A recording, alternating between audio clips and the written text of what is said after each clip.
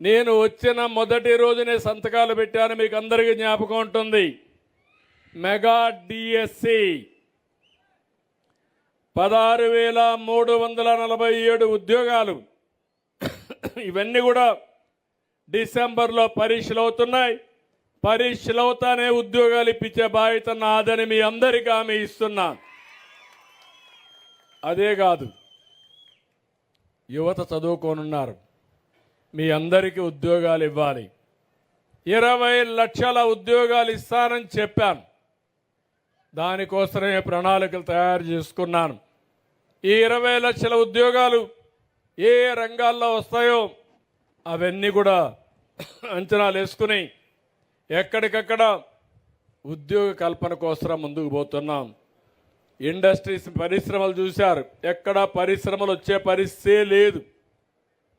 కానీ ఈరోజు నేను ఆలోచించింది, ఎట్టి పరిస్థితులు కూడా మళ్ళా పరిశ్రమలు తేవాలని ఎక్కడికక్కడ ప్రయత్నాలు చేస్తున్నాం.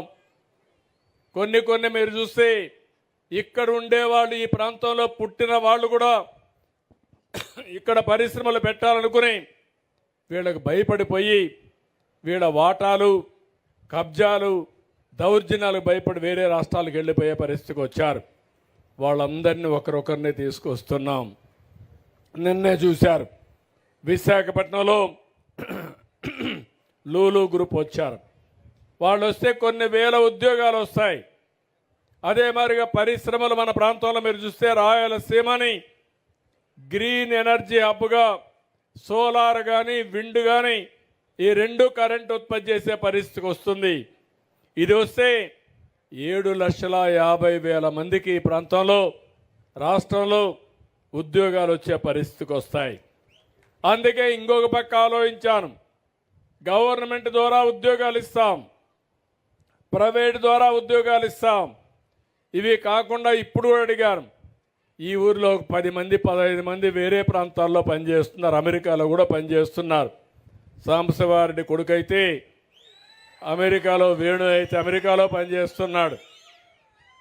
కానీ ఈ ఊర్లో ఉండేవాళ్ళు కొంతమంది ఇక్కడే ఉన్నారు. నేను అందుకే కొత్త ఆలోచన చేస్తున్నాను. ఎన్నికలప్పుడు కూడా చెప్పాను, వర్క్ ఫ్రమ్ హోమ్ అని. మీ ఇంట్లో కూర్చొని మీరు పనిచేసే విధానానికి శ్రీకారం చుట్టాలనేది నా ఆలోచన. ఇది చాలా దేశాల్లో ఇప్పుడిప్పుడే ప్రారంభమైంది. తప్పకుండా మీ ఊర్లో కూడా మీ కుర్రవాళ్ళతో సహకారంతో వర్క్ ఫ్రమ్ హోమ్ ఈ ఊరి నుంచి కూడా ప్రారంభించాల్సిన అవసరం ఉంది. అవసరమైతే ఈ ప్రాంతంలో మళ్ళీ వర్క్ స్టేషన్లు కూడా పెడతాం. ఇంట్లో నుంచైనా పని చేయొచ్చు, ఆఫీస్కి పని చేయొచ్చు. చాలా ప్రాంతాల్లో దీనికి బాగా ప్రాక్టీస్ చేస్తున్నారు.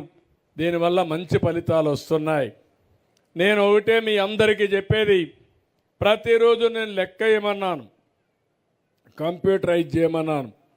ఎవరెవరికి ఉద్యోగాలు ఇచ్చామో, ఏ కంపెనీలు ఇచ్చామో అవన్నీ కూడా లెక్కేసుకుంటూ నేను ఏదైతే చెప్పానో అది చేయడానికి ముందుకు పోతున్నానని చెప్పి కూడా నేను మీకు తెలియజేస్తున్నా.